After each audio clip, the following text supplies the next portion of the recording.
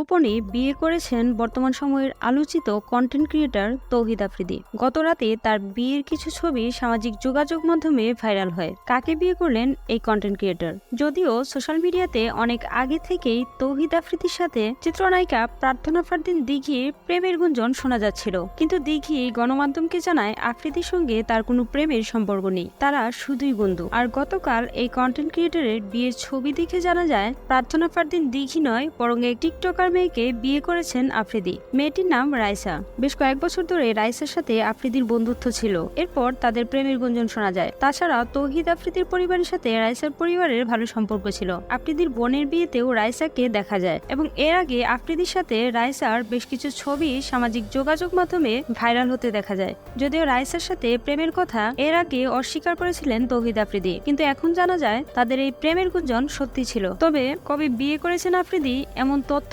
এখন পর্যন্ত জানা যায়নি। এই বিষয়ে এখন পর্যন্ত গণমাধ্যমকে কিছুই জানায়নি আফ্রিদি। জানা যায় রাইসা দেশের একটি বেসরকারি বিশ্ববিদ্যালয় থেকে স্নাতক সম্পন্ন করেছেন। রাইসা এবং আফ্রিদির দুজনের পরিবারের সম্মতিতে ছোট্ট পরিসরে তাদের এই বিয়ে সম্পন্ন হয়েছে। কিছুদিন পর দুই পরিবার আনুষ্ঠানিকভাবে বিয়ের কাজ সম্পন্ন করবেন বলে জানা যায়। গত 5 আগস্ট শেখ হাসিনা সরকারের পতনের পর থেকে লোকচক্ষুর আড়ালে রয়েছেন এই কন্টেন্ট ক্রিয়েটর। কেননা বৈষম্য বিরোধী ছাত্র আন্দোলনের সময় সরকারের পক্ষ নিয়ে কাজ করার গুঞ্জন উঠেছিল আফ্রিদির বিরুদ্ধে। আর এবার বিয়ের ছবি ভাইরাল হওয়ায় আবারও আলোচনায় এই কন্টেন্ট ক্রিয়েটর।